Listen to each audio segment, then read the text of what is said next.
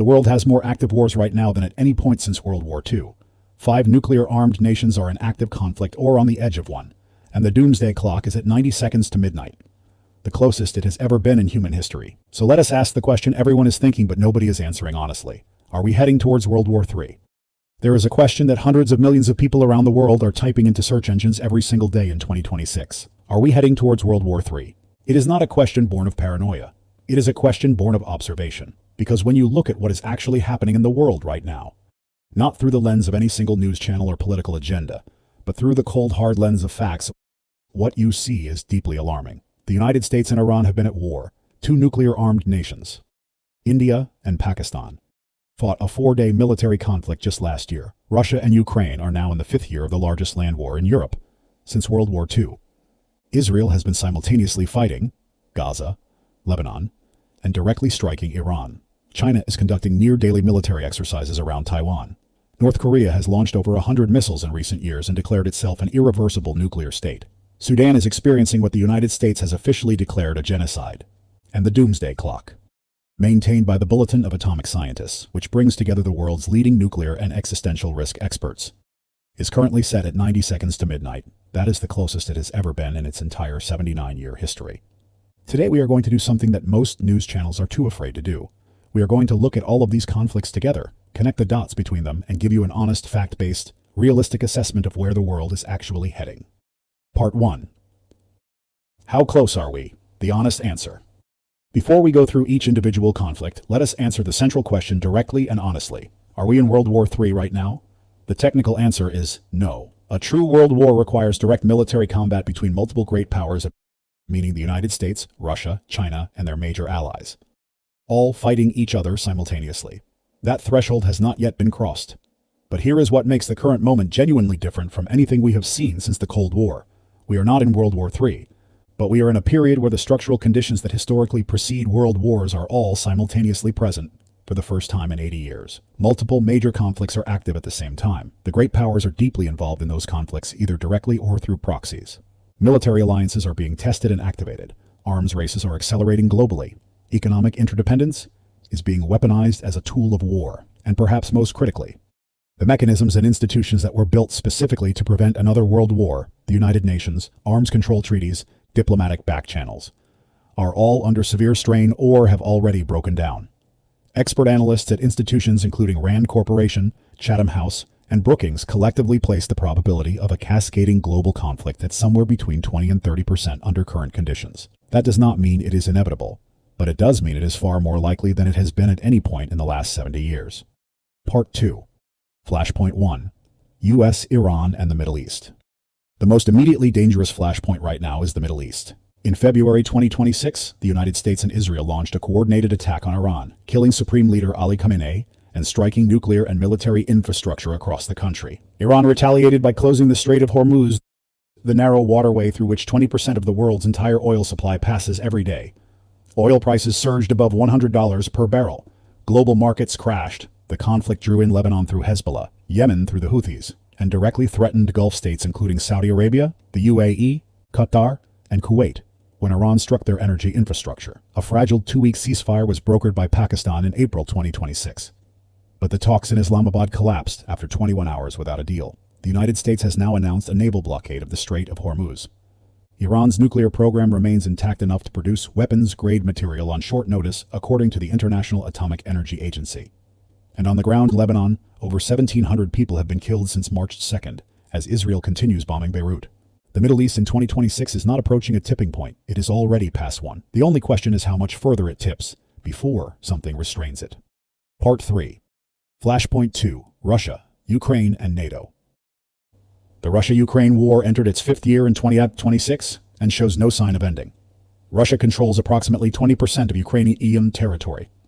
Over 500,000 people have been killed on both sides combined. Ukraine has been receiving weapons, intelligence, and financial support from NATO countries throughout the conflict. A level of Western involvement in a war against a nuclear-armed power that has no precedent since the Cold War. Russia has repeatedly referenced its nuclear doctrine and suspended participation in the last remaining major nuclear arms control treaty. United States officials privately assessed the probability of Russian nuclear use at between 5 and 10% during peak escalation moments in 2022 and 2023. That is a low absolute number, but it represents the highest calculated nuclear risk in an active conflict since the Cuban Missile Crisis of 1962. And the danger is not limited to Ukraine itself. Russia has been conducting what NATO describes as deliberate provocations against non-war member states, including jamming aircraft navigation systems, cutting undersea cables, and conducting intelligence operations in multiple European capitals. The Council on Foreign Relations has now included the possibility of a Russian armed clash with a NATO member as a formal Tier 1 risk for 2026. An attack on NATO territory, even a limited one, would trigger Article 5, the Collective Defense Clause, and bring all 32 NATO members, including the United States, into direct military conflict with a nuclear-armed Russia. Part 4.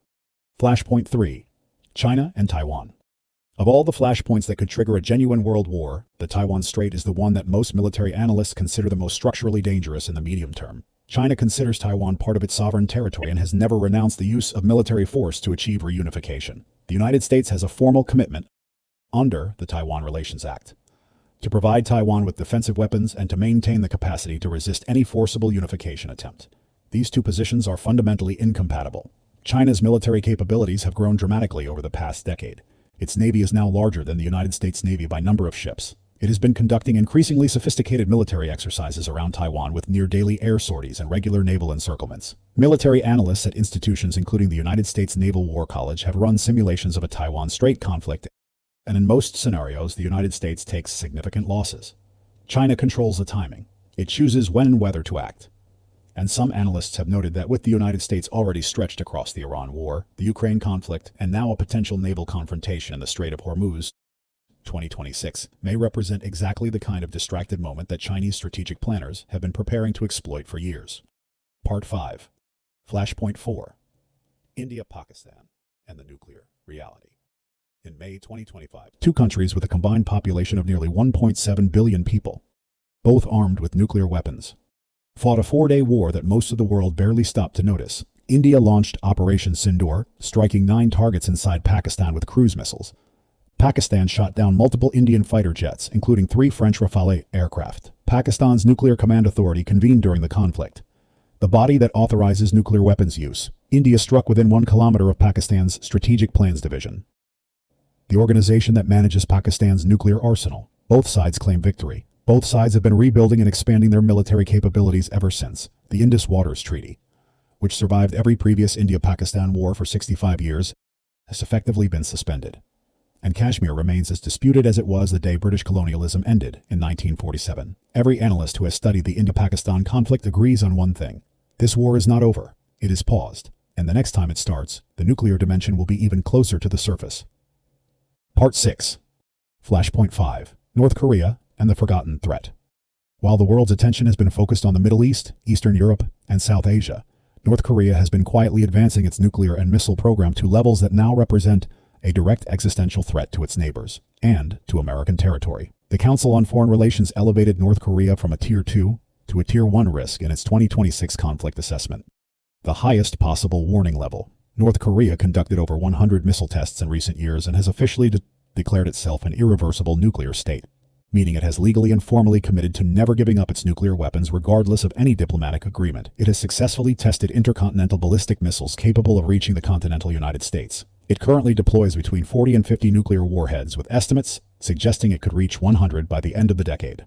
And perhaps most dangerously, North Korea's leader, Kim Jong-un, has shown a consistent willingness to escalate during moments when global attention is elsewhere, calculating that the United States and its allies are too stretched to respond decisively to any single additional provocation. Part 7. The Hidden Connector. How these conflicts link together.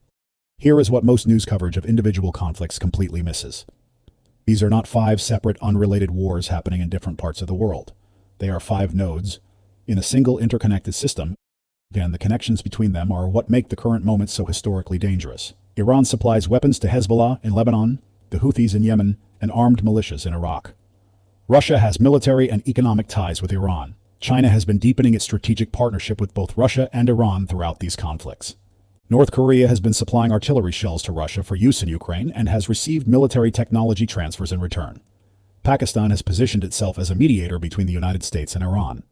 But Pakistan also has a deep strategic relationship with China. India is in conflict with Pakistan and has border tensions with China simultaneously.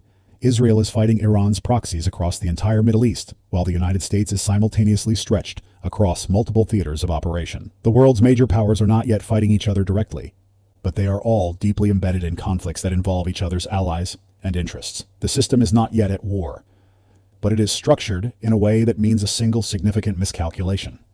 A missile that crosses the wrong border, an airstrike that kills the wrong official, a naval vessel that fires on the wrong ship could activate alliance commitments and escalation chains that no single government has the power to stop. Part 8. What would actually trigger World War III? Based on everything we have covered, there are 4 specific scenarios that analysts consider most likely to cross the threshold from the current elevated tensions into an actual world war. The first is a NATO Article 5 trigger, meaning a Russian strike, even an accidental one, on the territory of a NATO member state. This would legally obligate all 32 NATO members to treat it as an attack on all of them and respond militarily against Russia. The second is a Taiwan kinetic scenario, meaning China moves beyond military exercises to an actual blockade or invasion of Taiwan, drawing the United States into direct military confrontation with the world's second largest economy and second most powerful military. The third is a nuclear use scenario, meaning any nuclear weapon is detonated in an active conflict zone, whether by Russia in Ukraine, by India or Pakistan in South Asia, or by North Korea in the Pacific. The use of even a single tactical nuclear weapon would fundamentally transform every active conflict on Earth within hours. The fourth is a cascading, simultaneous escalation, meaning 2 or more of the current flashpoints escalate at exactly the same time, overwhelming the diplomatic capacity of every major power and creating a situation where the alliances and commitments that are supposed to preserve peace instead trigger it into war. Part 9. Why World War III has not happened yet. After everything we have just covered, it is important to be equally honest about why, despite all of these flashpoints and all of these dangers, we have not yet crossed the threshold into a genuine world war. And the reasons are real and significant. The first is nuclear deterrence. Every major power knows that a direct military conflict with another nuclear-armed state risks annihilation for both sides. This is not a comfortable peace. It is a peace built on the mutual guarantee of destruction. But it has held for 80 years and it is still holding. The second is economic interdependence. The United States, China, Russia, and the European Union are so deeply intertwined economically that a full-scale war between them would devastate all of their economies simultaneously. Even hostile powers have powerful financial incentives to avoid crossing certain thresholds. The third is institutional memory. The leaders and military commanders who are making decisions today grew up in a world that was built specifically to prevent another World War II. The United Nations, the Geneva Conventions, the Nuclear Non-Proliferation Framework.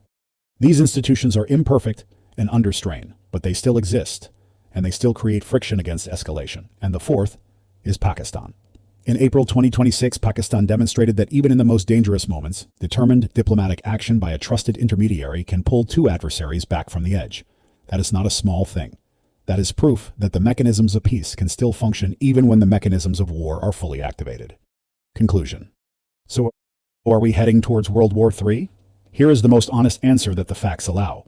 We are not in World War III today, but we are living through a period that history will look back on as either the moment when the world pulled back from the edge, or the moment when it did not. The conditions that historically precede world wars are all present simultaneously for the first time in 80 years. 5 nuclear-armed nations are in active conflicts or on the direct edge of them. The institutions built to prevent global war are weakening. The alliances that are supposed to maintain peace are simultaneously the mechanisms that could activate war at scale. And the Doomsday Clock is at 90 seconds of midnight. The experts who study this. Not the conspiracy theorists, not the doomsday predictors, but the serious, rigorous analysts at Rand and Chatham House and Brookings place the probability of a cascading global conflict at between 20 and 30% under current conditions. That is not certainty, but it is not comfortable either. 20 to 30% means that between 1 in 3 and 1 in 5 realistic scenarios for how the next several years unfold ends in a global catastrophe. The question that every citizen of this world needs to sit with is simple. What are we doing? Individually, collectively, politically, to be in the other 70%. Because the distance between where we are right now and where we do not want to be is not measured in years. It is measured in decisions. Some of those decisions are being made by world leaders, but some of them, through who we vote for, what we demand from our governments, and how loudly we insist on accountability, are being made by us. World War III will not begin with a declaration. It will begin with a miscalculation that nobody intended and everybody failed to prevent.